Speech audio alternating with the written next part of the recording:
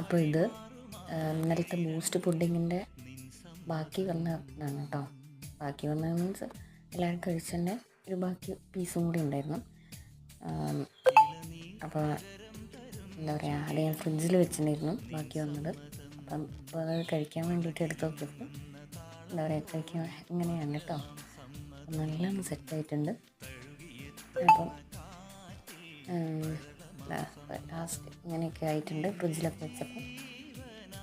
പിന്നെ ഫ്രിഡ്ജിൽ വെക്കാഞ്ഞിട്ടാണ് കഴിച്ചത്. ഇവിടെ ആർക്കും തണുപ്പ് അങ്ങനെ ഓവർ പറ്റില്ല. അപ്പം ഫ്രിഡ്ജിൽ നിന്ന് എടുത്തിട്ട് പുറത്ത് വെച്ചിരിക്കുകയാണ്.